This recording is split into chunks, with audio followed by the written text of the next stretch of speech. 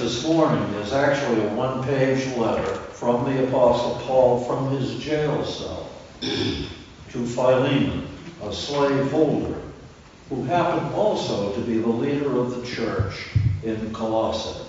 The New Testament book Colossians is actually a later open letter from Paul to that whole congregation in Colossae. This little letter to Philemon is actually a revolutionary, a somewhat subversive piece of prose. Its writing challenged the ancient institution of human slavery. Slavery had enjoyed a firm general acceptance in the ancient world for centuries. It was the way things were, the way of the world. Even the Old Testament condoned slavery under the Mosaic law. Not all that long before Paul wrote this letter, an historic attempt to overthrow slavery in the Roman Empire occurred. The slave gladiator Spartacus became a fugitive and gathered a very large slave army with him. They remained free in southern Italy for over a year, defeating 3 Roman armies while at large. Now, there was a 1950 Hollywood film, the title Spartacus, and the teacher in me can't resist a quiz. Who played the lead role as Spartacus? Yes? Kirk Douglas. Kirk Douglas, that's right. And who is Kirk Douglas' son? Michael Douglas. Michael Douglas. All right, so we know what we're doing here. So that film made the general public aware of that slave revolt. Spartacus' slave army was finally defeated by Rome in 71 BC. Rome decided to send a message to any others who were thinking about rebelling against slavery and Rome. They decided to make an example of those who had almost succeeded. Crosses were erected along the roads of southern Italy for as far as the eye could see and beyond. Thousands of Spartacus's defeated slave army were crucified upon them. Their bodies were left there to decompose for months as a warning to all who passed by. Outstanding ugliness, unforgettable oppression. Such an event would still be in the public consciousness in the time of Christ, as Paul sat in his cell with pen in hand and Philemon in his mind's eye. Paul writes on behalf of Onesimus, who was a slave belonging to Philemon. Onesimus had run away and become a fugitive. But now he's having second thoughts, and third and fourth thoughts. The penalty for a runaway slave could be death, or at least harsh physical punishment. In our own South, before the Civil War, the penalties for a runaway slave who was captured could include severe bullwhipping, or even the cutting off of the front of a foot so that the slave could no longer run to get away or anywhere else. In his letter, Paul suggests that Onesimus might also have stolen from Philemon at the time of his escape. In his panic, Onesimus comes to Paul, who was imprisoned for preaching the gospel. Onesimus likely knew how much Philemon respected and loved Paul, who had won him to Christ. Onesimus got a lot more than he bargained for.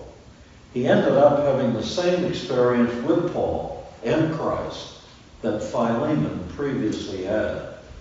One was upper class and wealthy. The other was on the bottom rung of the social ladder, but it didn't matter. As Paul later wrote in his letter to the Colossian church, there is no longer any distinction between Gentiles and Jews, barbarians and savages, slave and free men, but Christ is all, Christ is in you all. You are the people of God. He loved you and chose you for his own. Somehow, Onesimus experienced the life-changing love of God as Paul convinced him of his need of Christ. Now, what Philemon and Onesimus had in common simply overwhelmed any difference that had shaped their relationship. Simply put, they were now brothers in Christ. And that creates a problem, a delightful dilemma. How do you now enslave a brother in Christ? Paul was clever here. He could have boarded Philemon to receive and free Onesimus. He doesn't. He wants Philemon to do the right thing on his own. So Paul says, because I love you, I make a request instead. I make a request to you on behalf of Onesimus, who is my own son in Christ. For while in prison, I have become his spiritual father. I am sending him back to you, and with him goes my heart. And now he is no longer a slave, but much more than a slave. He is a dear brother in Christ. So if you think of me as your partner, welcome him back, just as you would welcome me. Well, what happened then? How did Philemon respond? We read later on in Paul's letter to the Colossian church that Onesimus was one of two believers who carried Paul's letter to Colossae. More important, I think, 45 years after Paul's death, there was found a letter from St. Ignatius, one of the early church fathers, in which he makes a reference to the bishop of Ephesus, a large city in the area, a few miles from Colossae. Guess who that bishop is? Yes, he's none other than Onesimus. His life had been powerfully transformed from a lowly, frightened slave to a dedicated, respected, and revered leader of the church. That was made possible because a master of slaves in the cruelty of the ancient world had his eyes and heart open to give freedom to one who had been a slave but was now a brother in Christ. So that's the message and the story behind the New Testament letter of Paul to Philemon. It can be heartwarming, memorable, remarkable, really. If you didn't know much about it before this morning, you do now. I'm glad for that. It's well worth today's focus.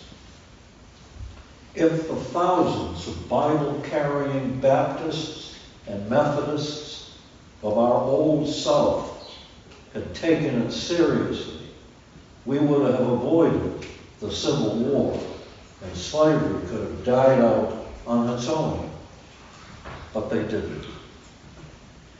I fear we here this morning are unlikely to be able to take it seriously enough either.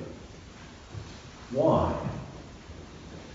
Well, the linchpin of the letter, the energy that activated the actors, the explosion that blew slavery out of the lives of Philemon and Onesimus, was not Jesus Christ or God directly.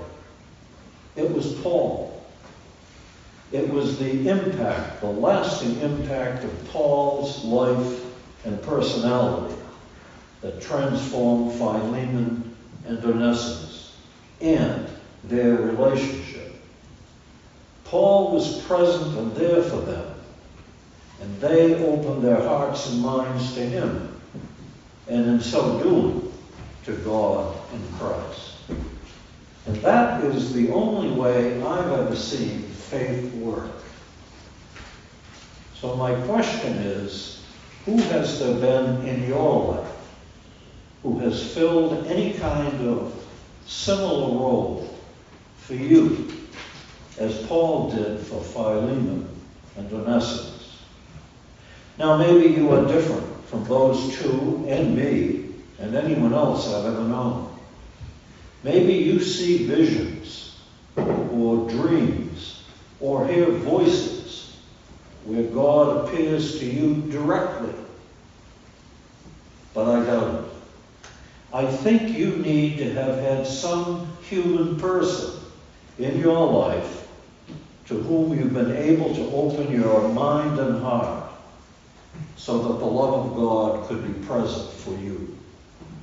So who has it been? Hopefully a parent. That's the way it's supposed to work. Most effectively a parent. But not always, unfortunately. Perhaps a pastor. Well, I checked the church directory for the pastors that have served here recently. Maybe one of them. Cindy Batten, Donald Towell, Stephen Seminario, Tom Kinder, Deborah Perigo, Alden Launer, John Marsh. Who is it who has been indispensable in shaping a saving faith for you? Who has it been that if erased, subtracted from your personal history, would leave you in spiritual poverty? Or have you yet to encounter that person or persons? Or have they been there and you have not yet opened yourself to what they have to offer and what you need? The good news is that regardless of your answer, for all of us, it's not too late.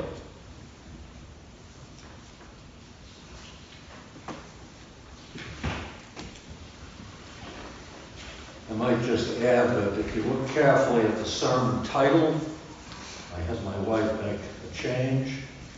I did have in there "because of Christ" in quotation marks. I asked her to replace it with "because of Christ" with a question mark in quotation marks, because it probably wasn't Christ directly, but Christ acting through a significant human in your life. Our closing hymn this morning, also on the blue hymn